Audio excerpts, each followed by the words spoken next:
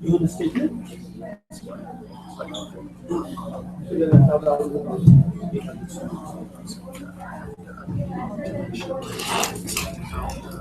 Sure.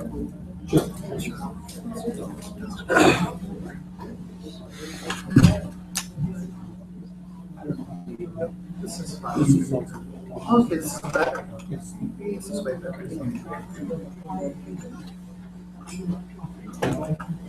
You guys can come here.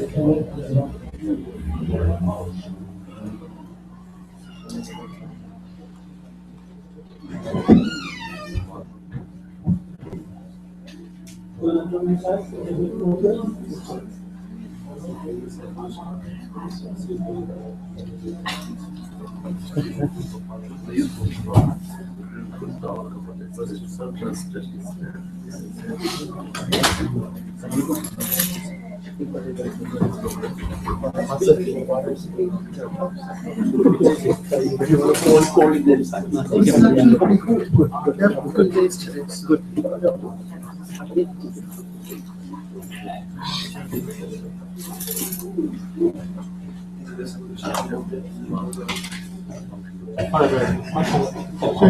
Yes. Get started? Okay. Yeah. That's You're on.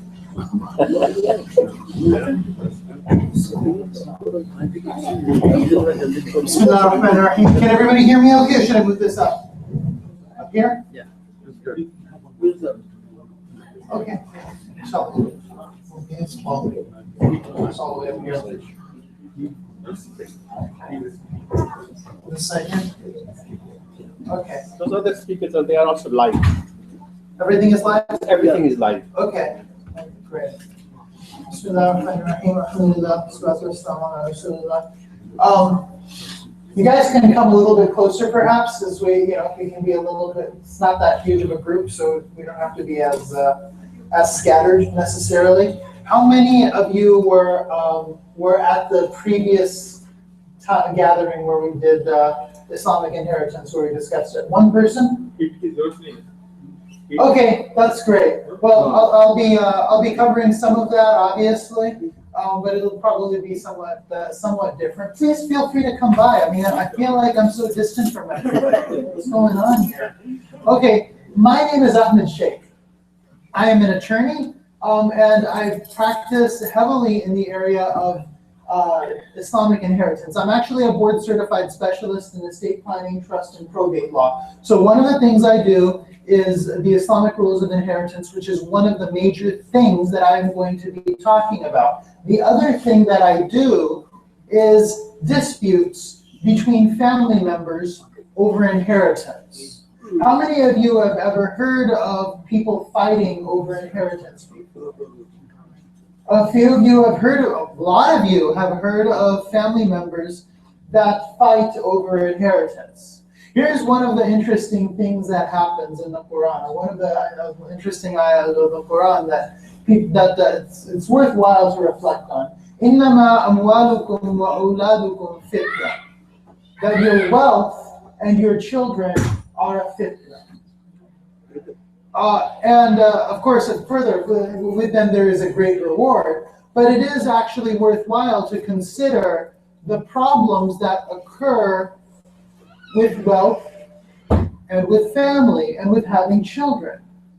One of the other things that we often hear about, it's often been told to us, but we've never actually seen it work exactly this way. And that is the idea that the Quran has been revealed as a mercy to mankind, right? It is also considered to be a miracle. Why is that? Now, one of the reasons that is the case is something that we don't necessarily apply in our daily lives, even though it's actually fard. And that is the Islamic rules of inheritance. Now, to begin this particular discussion, I'd like to be able to go into a particular story, and it's actually a movie that's out in the theaters right now. A few weeks ago, I took my daughter, my 7-year-old daughter, to see this movie. And it's a story that's kind of interesting to me to talk about, and one that's kind of near and dear to me for purely professional reasons. But it's also very interesting, I think, to you as well. And that is the story of Cinderella. How many of you have heard of the story of Cinderella? By a show of hands. About 6 or 7 people? 8 people have heard of Cinderella? Okay, how many of you will not raise your hand no matter what I do or say today? Okay, let me tell you a little bit about the story of Cinderella, just since apparently most of you haven't heard this before. Cinderella was a girl who was born with a mother and a father. She actually had both at one point. Then her mom passes away. Her mom passes away, and now it is a single father raising a little girl. Now, how many of you have heard of situations where one parent dies, and that parent who survives is the father? What normally happens, and you've heard of that, one person's heard of that, good. A couple of people? Anybody else has heard of that? Okay. What normally happens when a father becomes single? What does he normally do? Probably pretty quickly. Anybody know the answer to that? Remarried.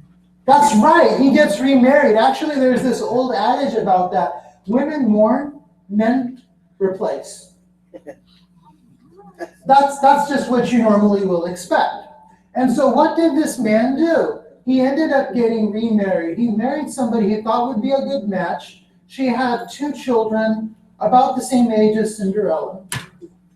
And then something else tragic happened, and that was that her father passed away. And her father passed away, and the next thing that happened was that the wealth that was supposed to go to Cinderella suddenly gets weaponized and is used against her, and she is oppressed by the very thing that she actually owns. And so this particular story of an orphan who then undergoes some sort of oppression is the basis of what happens afterwards. And this particular story of Cinderella has actually been studied by scholars.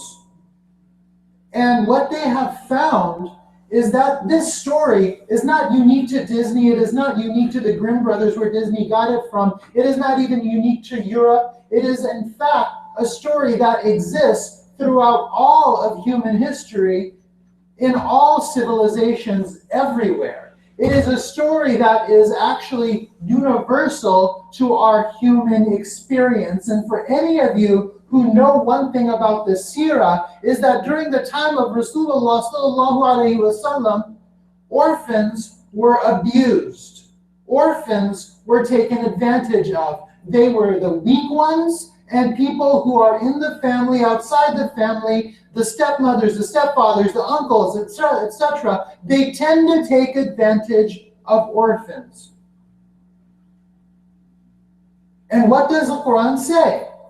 That those who eat the wealth of orphans will have bellies will have fire in their bellies. That's in the Quran. That's in the Quran, Surah Nisa, verse 10. But then what happens afterwards? The very next verse starts with Yusikumullahu fi awladikum, concerning the inheritance of your children. One interesting thing about the story of Cinderella is who is the villain?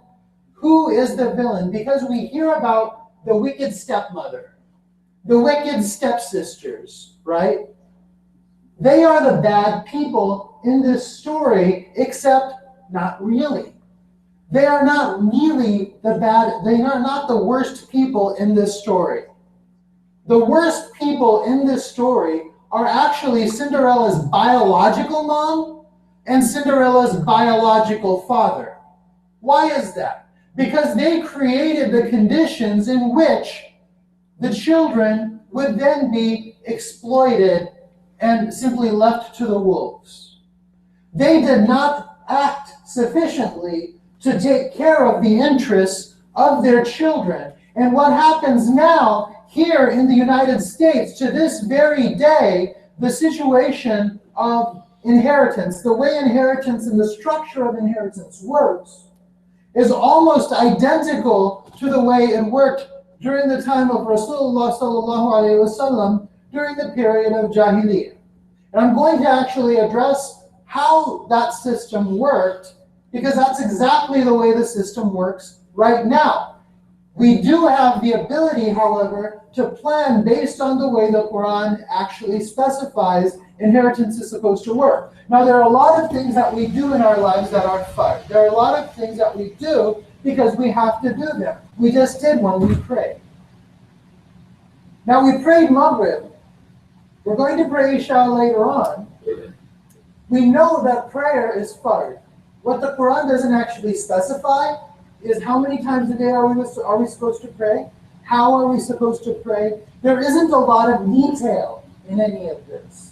The detail is left to other sources, and then we learn how we're supposed to pray, how many times we're supposed to pray, etc.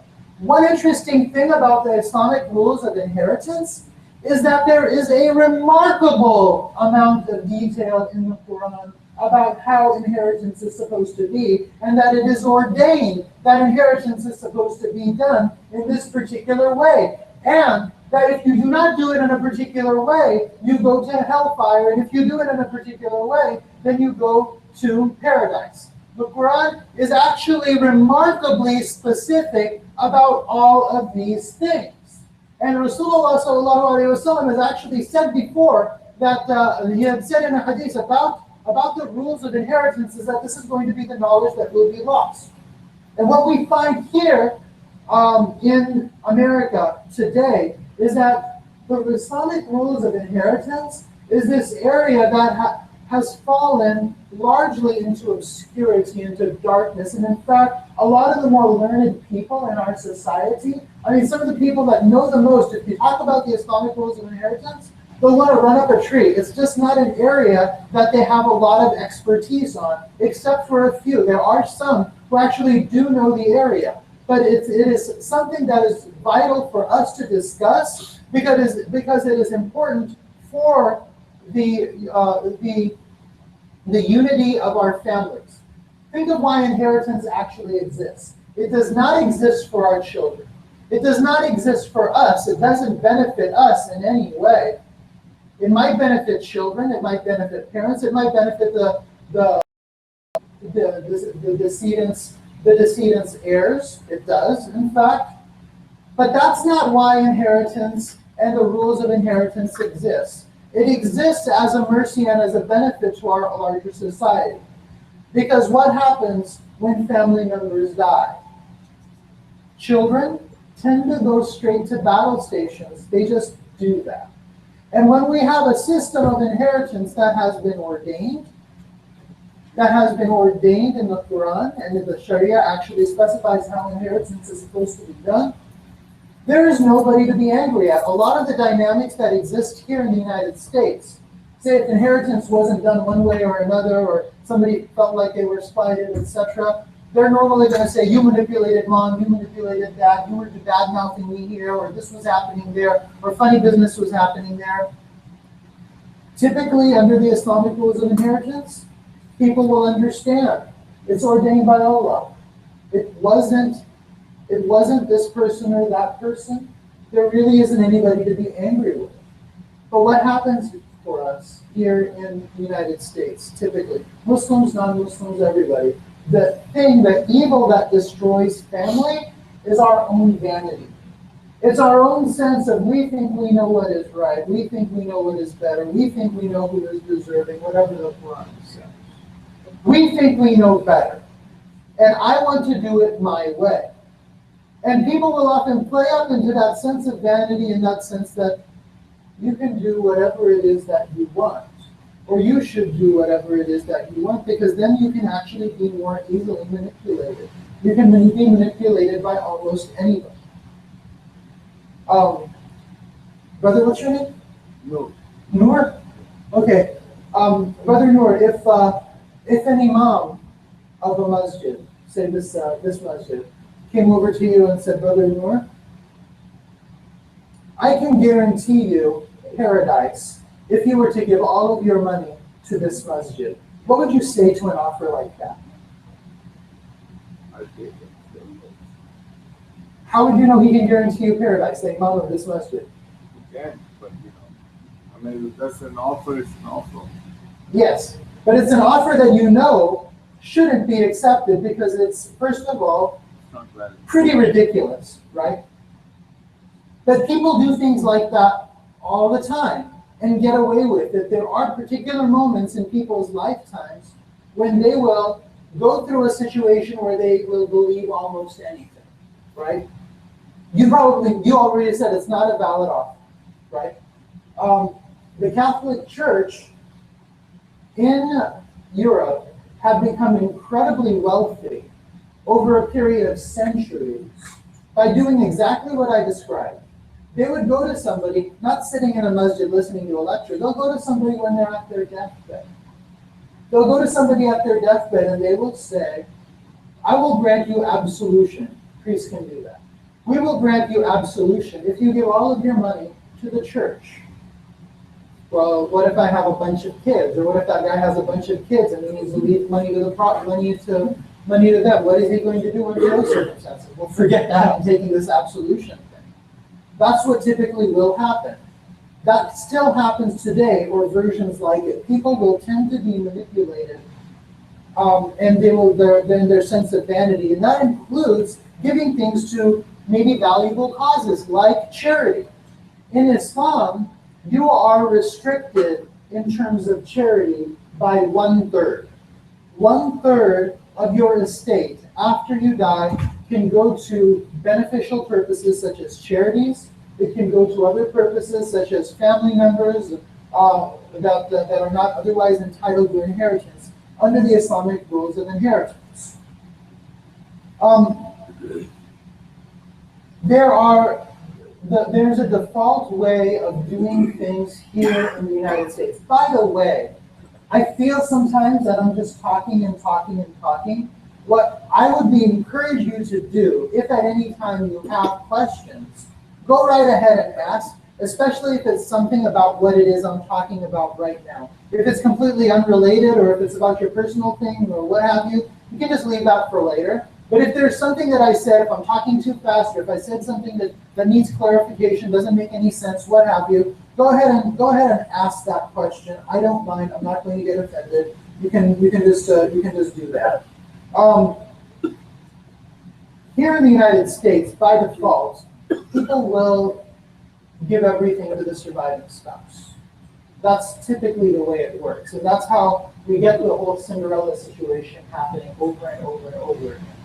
So the notion is, once the spouse dies, and the other spouse gets everything, gets remarried, gets into the new spouse, and you can have this perpetual situation where people get married and divorced, and children from these various marriages might not get anything at all, and that just happens incredibly frequently. And it's a cycle that you need to be able to break. And the idea with the Islamic rules of inheritance is that people have rights to inherit. Children have rights, parents have rights, spouses have rights.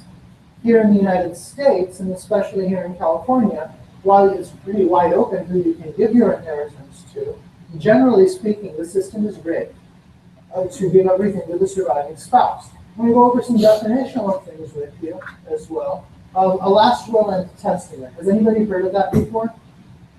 A last will and testament? Has anybody heard of a last will and testament? No? Okay. You've heard of one? Yeah, but I don't know exactly what. Okay. Well, a last will and testament is when you simply write down. It's an ancient document. It's been around for thousands of years, right? You can actually literally read last will and testaments from famous people from like 1,000 years ago or further. People like Caesar or what have you. They write last wills and testaments. They say, it is my wish after I die that such and such things will happen, right?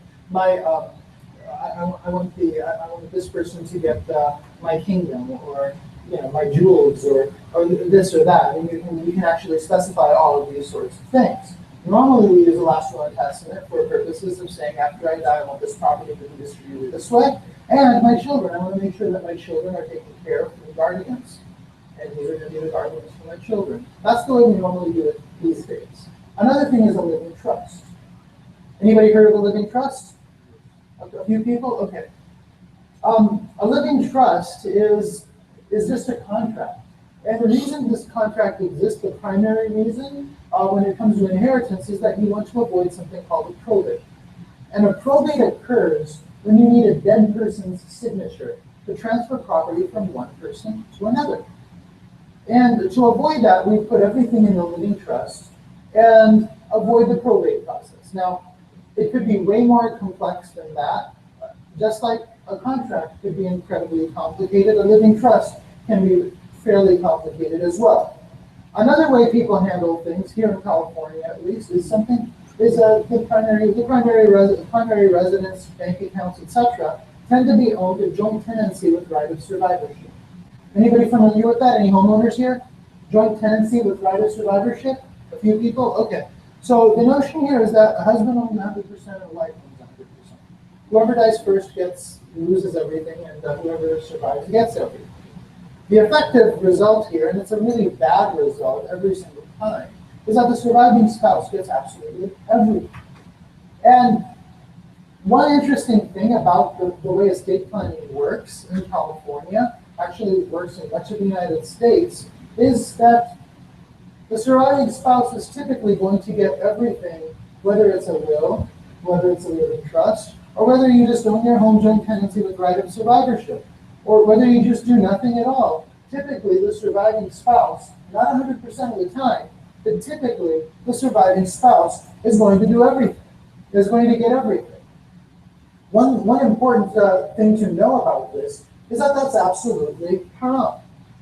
And you cannot have the surviving spouse have everything. You need to make sure that that other people are taken care of. I want to talk a little bit about shares of inheritance. But before I do that, those of you who have cell phones, if you don't mind, if you can take out your cell phones, I want you to text message something. That way I'll send you some information on how shares are distributed. Just text message 33444. 33444, and text message the word shares. SHARES. So text message the word shares to 33444. Everybody got that? Okay. Now, in the Islamic rules of inheritance, there are two different kinds of shares. And in that one, I'm going to send, I'll send you some, it'll actually start out with non-Islamic reasons to do Islamic inheritance. And then you'll get information on shares and various other things that I'm going to send to you. So again, 33444, and then the shares. So the Islamic rules of inheritance, you have fixed shares, and you have shares that are variable. Fixed shares include parents and the spouse. Parents and the spouse. The parents get 1/6 each, so 1/6 for the father, 1/6 for the mother. And then the spouse gets either 1/8 or 1/4 if the wife is a surviving spouse and if there are children or no children. And the husband gets either 1/4 or 1/2, depending on whether there are children or there are no children. Now, the rest goes to the children, with 2 shares for the boy for every 1 share for the girl. So 2 shares for the boy for every 1 share for the girl. Now, one thing that I have learned is that if there is nothing else that anybody knows about the Islamic rules of inheritance, they usually know that. How many of you already knew that? 2 shares for the boy for every 1 share for the girl. That's the one thing that sticks out about the Islamic rules of inheritance. And one really beneficial thing about that particular fact is that you knew about it. You know that there is such a thing as the Islamic rules of inheritance. If it was blander, you might not even know that was a thing. But let's go into that a little bit. The shares. 2 shares for the boy for every 1 share for the girl. Now, The reason that is often given with respect to the difference between girls and boys is that this has to do with the property obligations that a boy has versus what a girl has.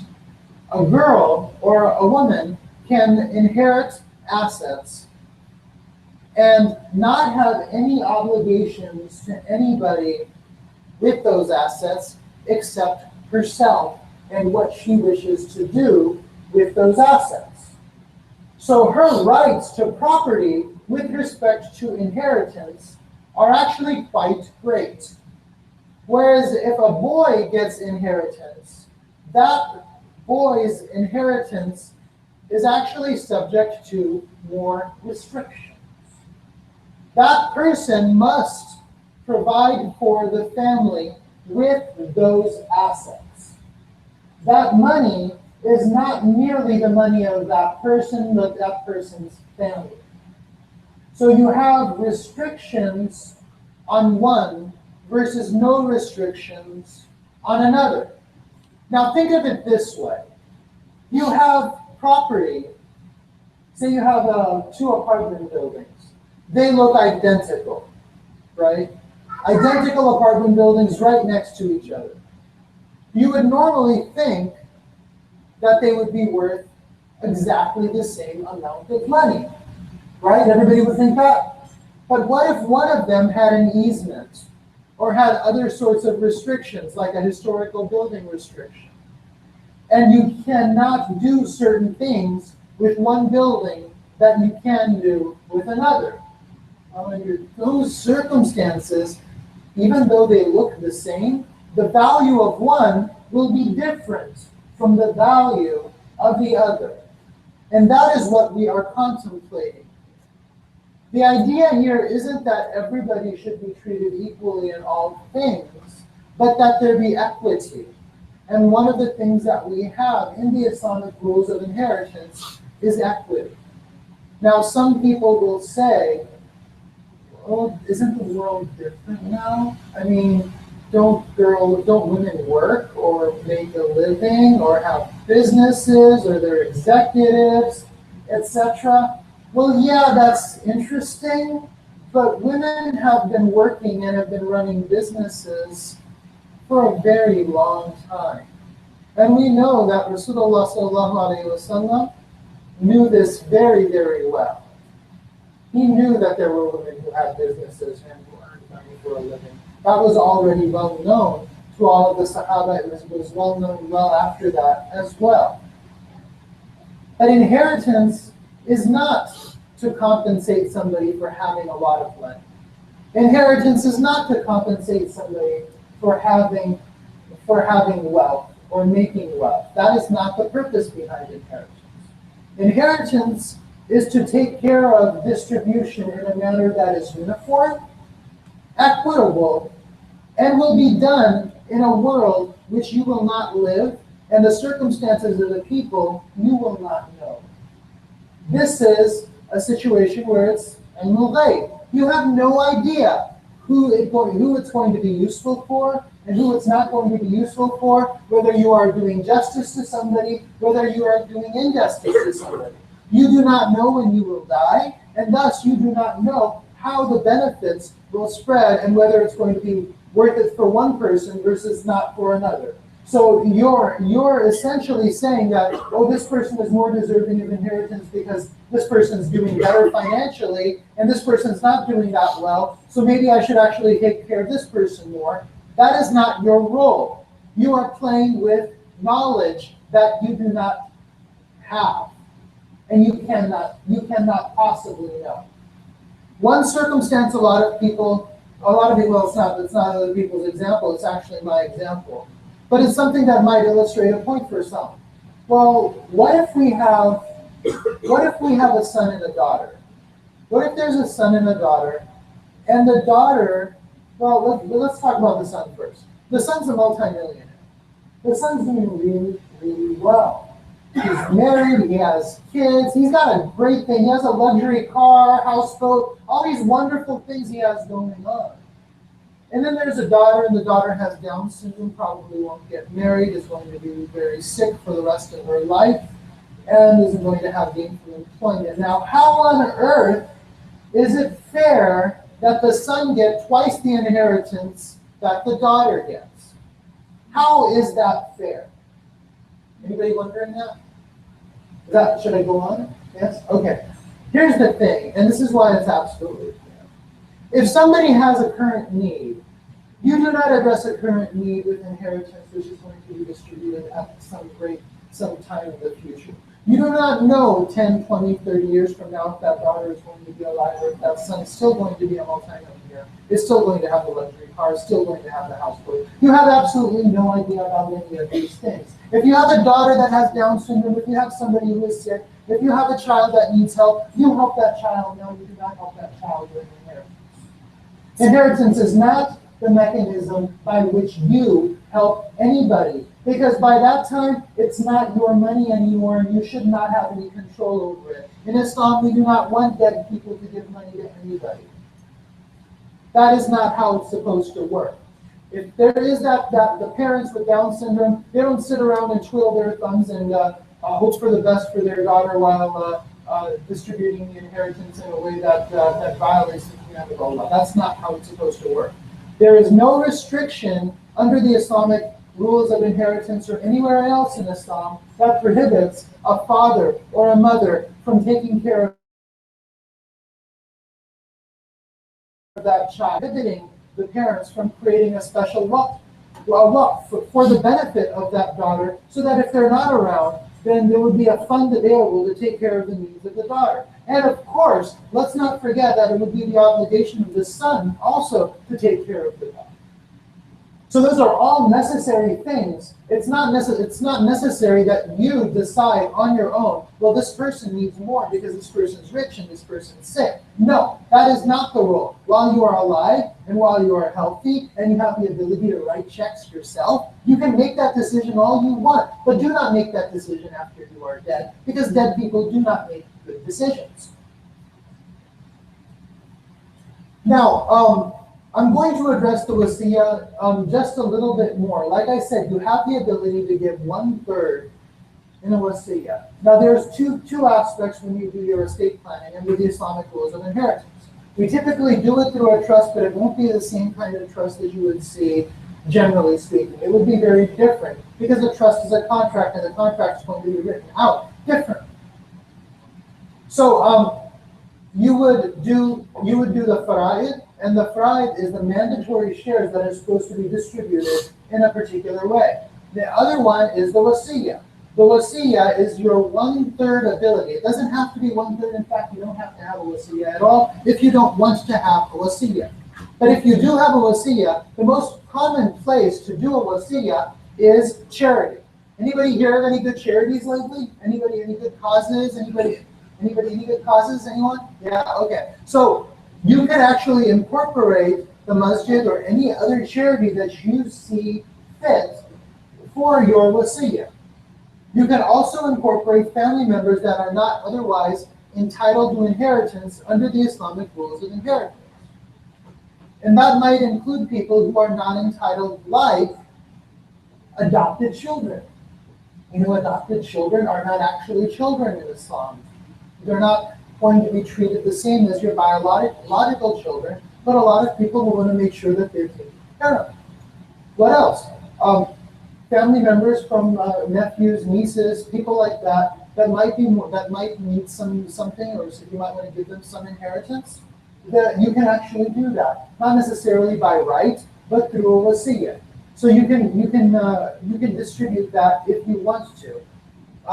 You cannot give a wasiyah, as I mentioned, to people who are already entitled to inheritance.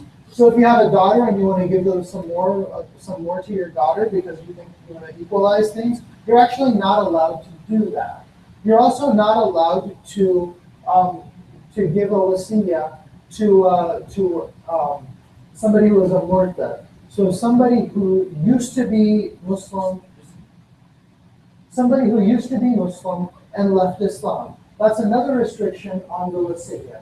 Again, non-Muslims can get the wasiya. So if it's somebody who, we have a lot of families who they come to Islam late in life and they have children, and those children didn't grow up to become Muslim. That's okay. They can still benefit from the wasiya.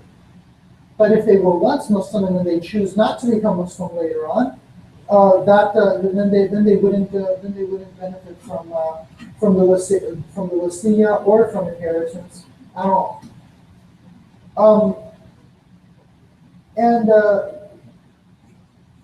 Are there any questions so far? Anything at all about with respect to the Islamic rules of inheritance, the shares, how this works? One thing I'll point out. I'll mention the family house in a moment. But is there anything so far? Is there any difference whether father is doing this wasiya or mother? Is there any difference if the father is doing the wasiya and mother is doing the wasiya? That's an important point, and it brings out a few other points as well. Yes, there is a difference. What we will do is find that a husband and a wife are two completely separate and distinct economic units. So we need to be able to differentiate between the husband's property and the wife's property. Because if you do not know what the husband's property is and what the wife's property is, you're not going to be able to address the rights that people have for inheritance. It's just not going to be possible.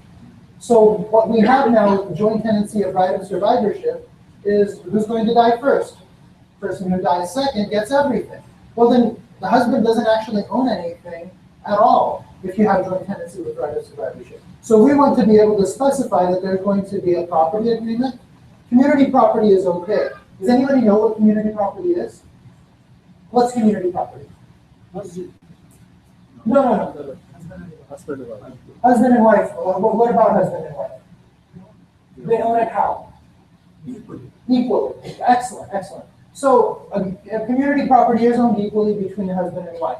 A more comprehensive definition is that anything that you earn through your skill, labor, and effort while you are part of a community, meaning marriage, is community property. So there are certain things that are community property in a marriage and certain things that are not community property in a marriage. Among those things that are not community property is gifts that were given to an individual, not a gift to a community, but gifts to an individual, and also inheritance, not community property, and any assets that you had before you were part of the community are also not community property. Now, in California, it is not mandatory for anybody to have community property. If they do not want community property, they do not need to have it.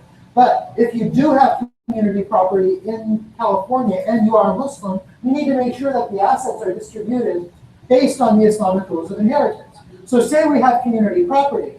50% of the property goes to the wife, right? Say the husband dies. 50% of the property goes to the wife who is the surviving spouse. Now that is not because the wife inherited 50%. That 50% belongs to the wife whether her husband is dead or alive. Everybody got that, right? 50% goes to the wife because 50% always belong to the wife because that's community property. The other part is then the husband, now the decedent husband's property. That is going to be 100%, that 50% is actually 100% of the husband's property. And that is going to be distributed based on the fara'id, and that is going to be, say, their children. 1/8 to the spouse, 1/6 to each of the parents, father and mother, so 1/3 goes there, and then the rest to the children. Now, the other part of your question is, well, what happens to the wife? It'll be different because she might have her own parents, right? Would you imagine that my mother-in-law and my father-in-law get to inherit from me? Would you think that that's the case? It's probably not the case, right? And you'd be right. It actually isn't the case. My mother-in-law and my father-in-law do not get to inherit from me. My own parents would get to inherit from me, but my mother-in-law and father-in-law do not. You have a different group of heirs. Many times people come in blended families. They have children from another marriage, and they're in a different marriage, and they have children in that new marriage. They have children, they have children from different marriages. You have these family situations happen all the time. And they're not supposed to treat everybody as if we're all one big happy family. Rights flow from that individual, not from the family itself. Because if you don't do it that way, in this uniform way, under the fara'id, you are going to cause problems. Here in the United States, a lot of inheritance disputes come from blended families. Blended families in particular. Whenever you see a situation where there's a marriage, where somebody's been married before and they've already had children, I can tell you a lot of the time that is going to be fodder for lawyers many years later. There's going to be money to be made off of blended families. You look at through the court system and all of the various litigation cases that are going on, we're talking about those types of families. And that could happen after somebody dies or after divorce, etc. So whenever you become much more complex, you want to make sure that you differentiate. Yeah, this is my stuff, this is your stuff, these are my children, these are your children. Yeah, we can treat everybody nicely and we can act like we're all our own children, but when it comes to this thing, when it comes to the issue of property, that's to be different. It really does have to be different. You have to be able to know that, yeah, that person, he treated me like a father, but it wasn't my father. That she treated me like a mom, but it wasn't really my mom, so I'm not going to get inheritance from her. I'm okay with that because the Quran doesn't obligate inheritance. The Quran says inheritance goes to these other children. That's how it's supposed to work. And nobody really should be upset about that because that's the system of the Quran. Did that answer your question? What's that? My question is. Is it going to be different for husband and wife? No, what I mean is, before the parent dies, Yeah. if they distribute the estate among all the children. Before the parent dies, they distribute the estate among all the children. Okay. They give properties, have it registered and everything, and Yeah. they're left with one big house that they live in. Yes. And then what happens when they pass away? That house should be divided according to this, or Right. okay. So here's the thing: if you give away money during your lifetime, that is not inheritance. That is a gift. You've just given it away. It's gone. It can be given in any ratio to the children. Yes. Okay. So the question is, yeah, can you give away money in any ratio to the children? Absolutely.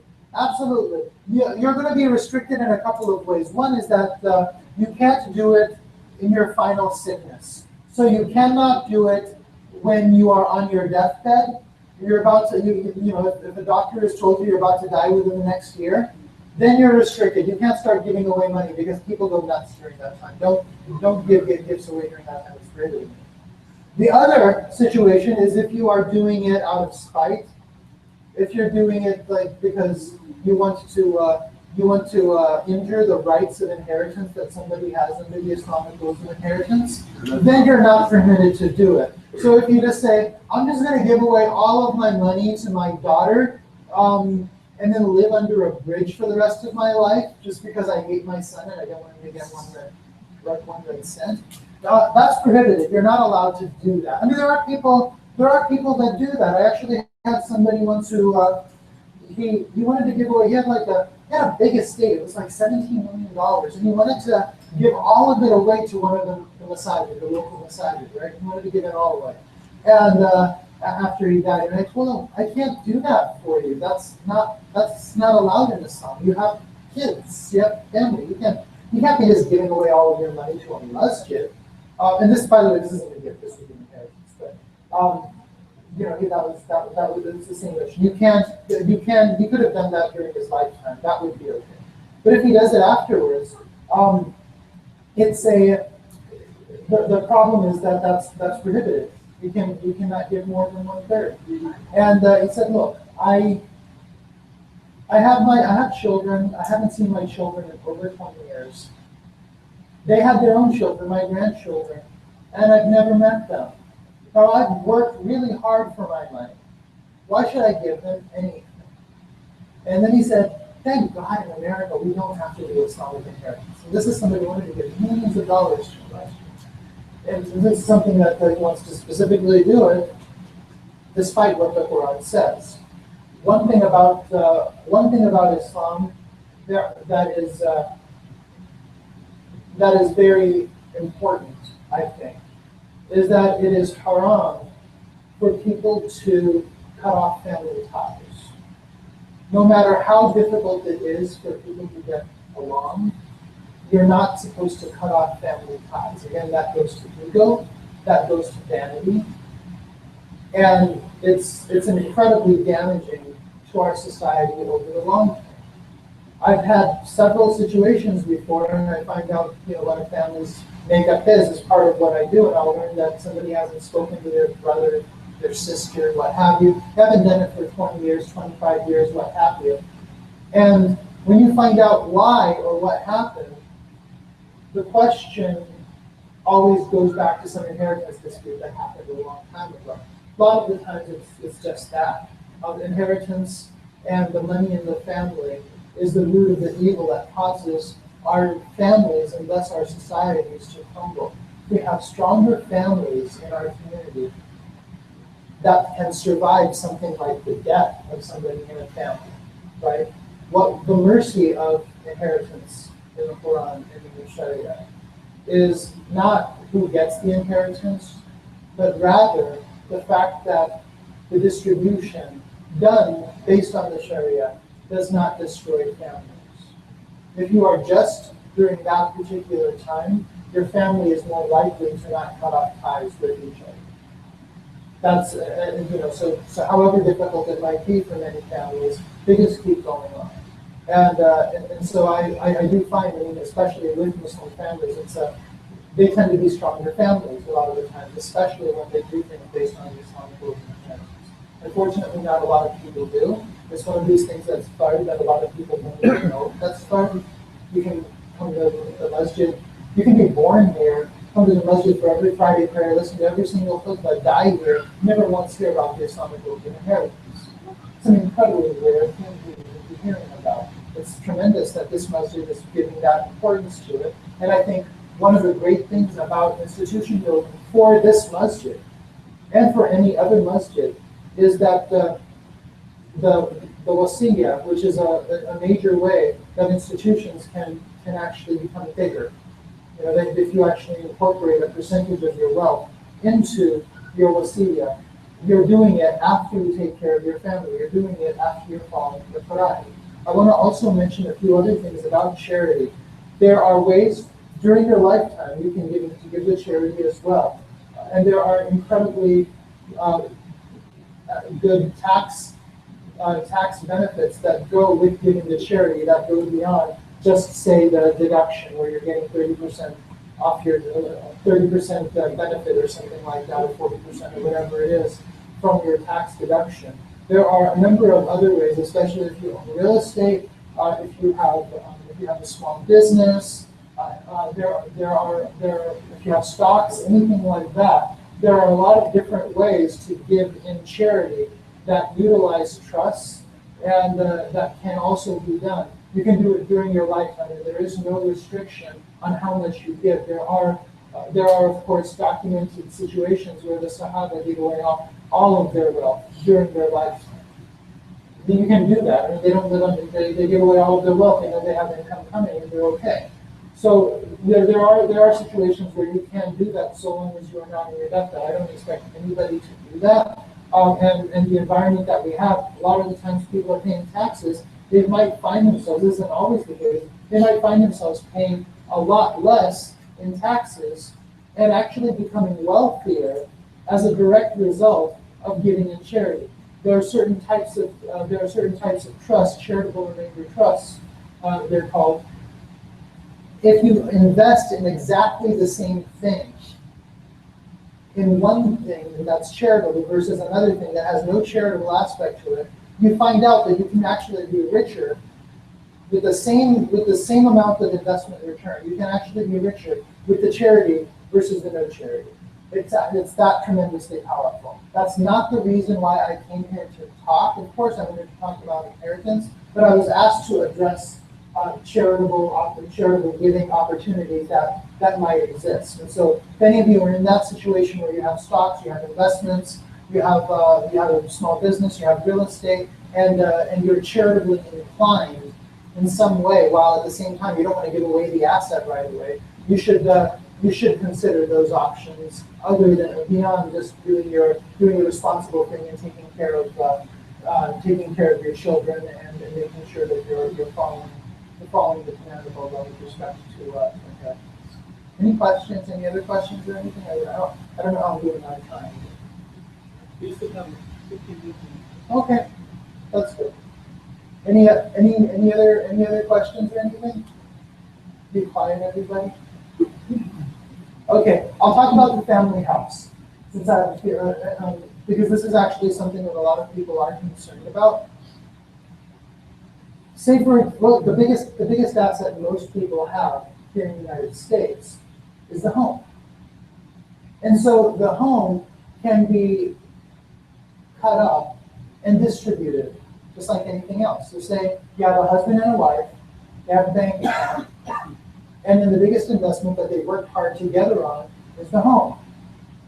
And you have parents, you have children, and yet the surviving spouse wants a place to live.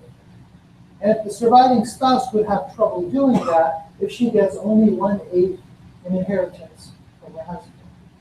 So how do we solve this particular problem? It's actually an issue that I've kind of grappled with several years ago and have addressed. And the way we would do that is by giving a portion of the home to all of the various beneficiaries in the same proportion they would have gotten under the Islamic rules of inheritance. You see, under the Islamic rules of inheritance, or in fact inheritance in general, is not necessarily going to be in cash. You don't have to sell off something and give it to people. There are other ways of doing inheritance, including beneficial interest in property. So the problem in doing it that way is, say you have a house. There's a surviving spouse. She has a house. But then she also owns this house with her children, with her parents-in-law, right? And her children get married and they own part of the property. And maybe her children get into business and they get sued. Or maybe the children get married and then they get divorced. You see the problem here? You see the problem? Okay.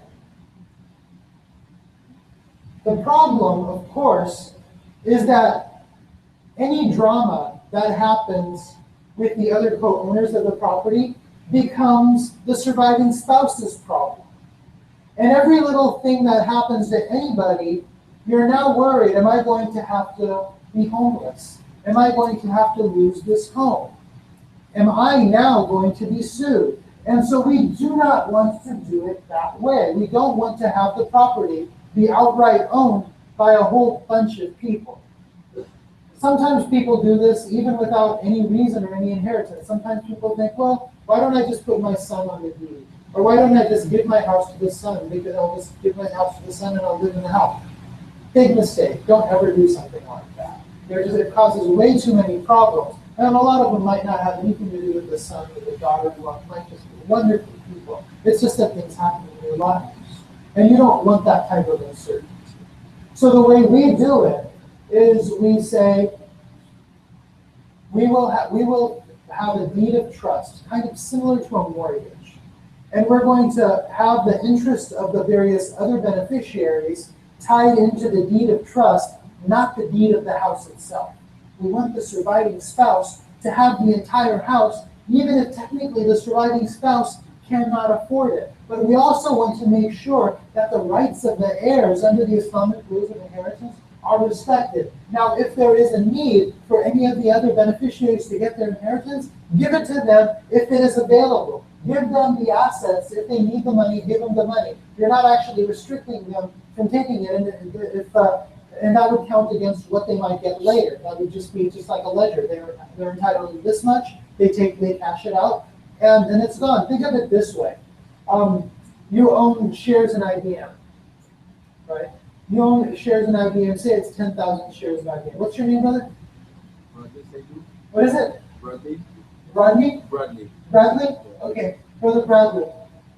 Say, I have a crazy hypothetical. Don't be offended by it. Say you own 10,000 shares in IBM, which is a lot, by the way. It's a pretty decent amount. And say, for some weird reason, you harbor a prejudice against the Japanese people. Do you have the right with your 10,000 shares to fly over to New York, go to the CEO's office of IBM, pop your feet on his desk and tell him, I don't think we should be doing any business with the equity? You have the right to do that? Probably not. Probably not. You probably don't have the right to get past the hearing, right? Because just because you have an ownership interest doesn't mean you have all of the interest to do with it whatever you want. Now, like I mentioned before, a trust is a contract.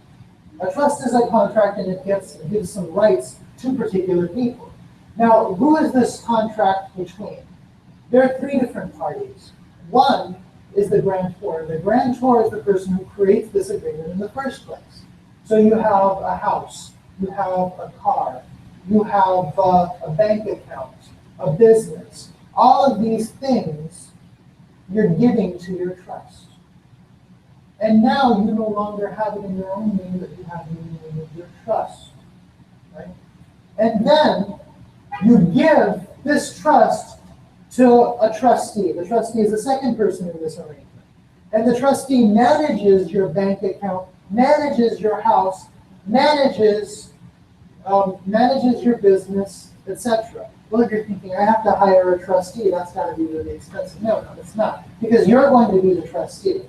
And you're doing it for the benefit of the third person in this arrangement, and that is the beneficiary. And the whole reason this entire arrangement exists is to take care of the beneficiary. But you're alive. You don't need beneficiaries. Well, you are the beneficiary. You do a trust. You are the grantor. This would be a revocable trust. You are the grantor. You are the trustee. You are the beneficiary. Now, the way this works and the way this avoids probate is, well, the grantor is always going to be the grantor. You can't change that. But the trustee can't manage property very well if that person is either incapacitated or has died. And the trust deals with both of those situations. And so the trustee changes. You say, after I die, this person's going to be the trustee. And then that person is going to follow your instructions. They're going to gather the assets. They're going to pay off the debts. They're going to pay the wasiya. And then with the rest, they're going to distribute everything based on the Islamic rules of inheritance. That is their instructions. And they are legally obligated to follow those instructions, so long as they are okay with being the trustee. Okay, so that is the trust. Now, you then specify the Islamic rules of inheritance. You specify how incapacity is determined and who would manage your assets if, in the event, you are incapacitated. When I say things like incapacitated, people sometimes think in terms of, well, this person is in a coma, or this person has, in a hospital or something like that. I'm actually not talking about that. That's different. I could talk about that, but I'm not.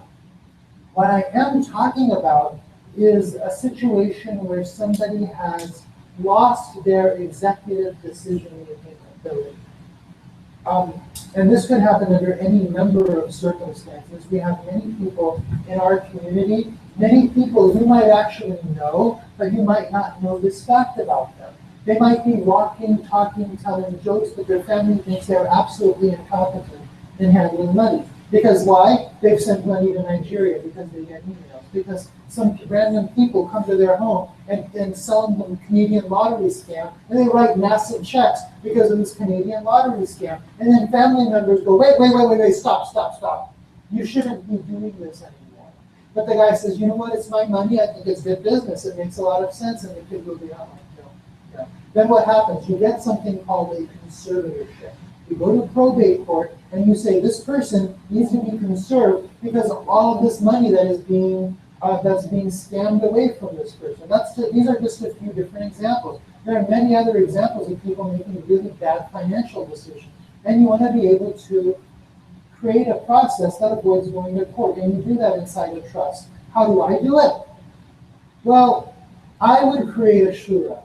I create a group of people that you love, you trust, you respect, and admire. And if this group of people got together and took a vote at some conference table and said, "You've lost your mind," you're probably going to accept that, yeah, probably true, probably lost your mind. And then they're going to give it to the next trustee.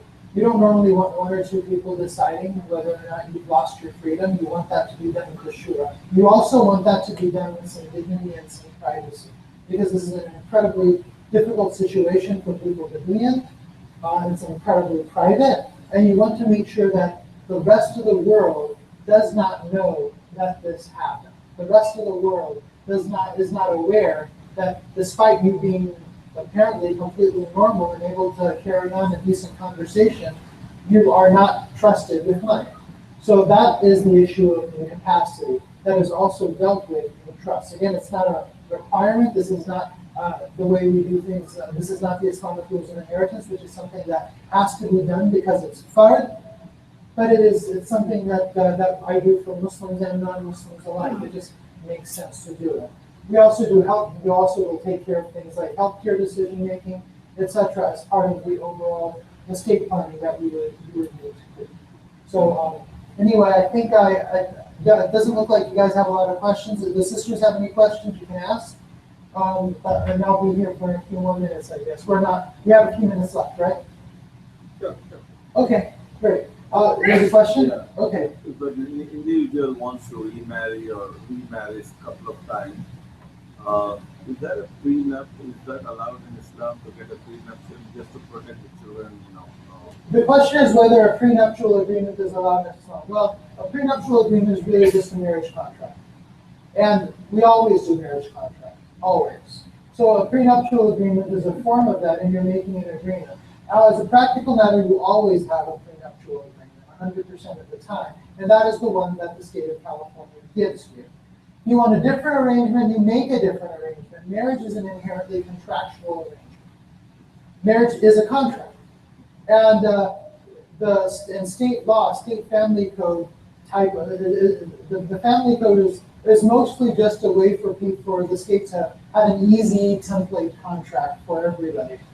And if you don't want that, then you make your own. That's all you're doing with a prenuptial agreement. And yes, it is a very good idea, especially for people who have assets. It's incredibly important to do it. So yeah, I would definitely recommend prenuptial agreements. And if somebody is already married, then they can also make arrangements. It's called a postnuptial agreement. So everybody understands that, right? The difference between a prenuptial agreement and a postnuptial agreement? Everybody knows what that is? So a prenuptial agreement is that I'm not sure I trust you yet, so let's do a prenuptial agreement. We're not married yet, so I'm not sure if I trust you. Let's get a prenuptial agreement. And a postnuptial agreement is now that we're married, I know that I don't trust you. So let's do a postnuptial. So those are the differences. So you do a prenup, Right. and the husband or the wife passes away. The surviving spouse, they can get cut off completely from their rightful Islamic inheritance. If the prenup says, the spouse gets nothing, the surviving spouse. Oh, I see what you're saying. The Islamic rules of inheritance can a contract supersede the Islamic rules of inheritance? And that is actually a controversial issue. And I say that there might be scholars that will say different things.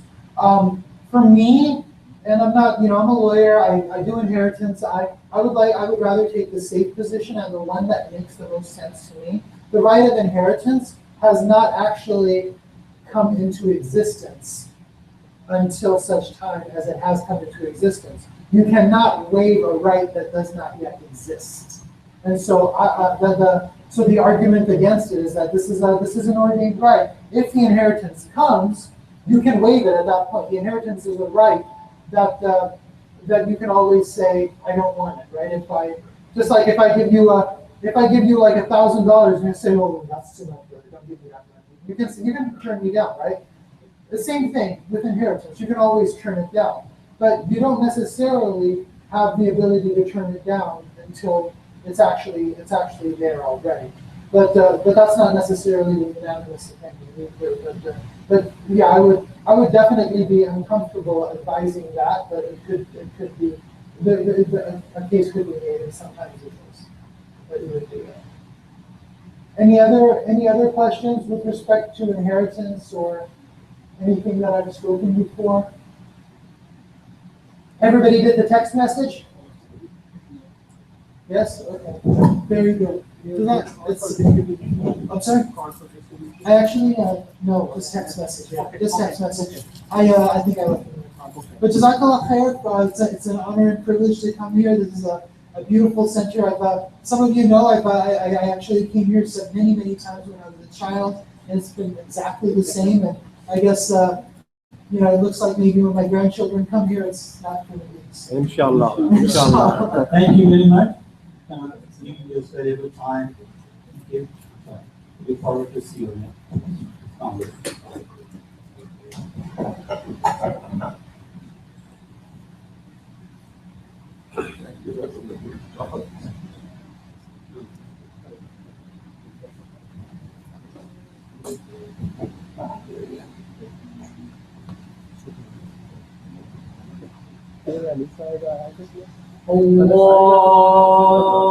الله أكبر الله أكبر الله أكبر الله أكبر أشهد أن لا إله إلا الله أشهد أن لا إله إلا الله أشهد أن محمدا رسول الله أشهد أن محمدا رسول الله حي على الصلاة حي على الصلاة حي على الفلاح حي على الفلاح الله أكبر الله أكبر لا إله إلا الله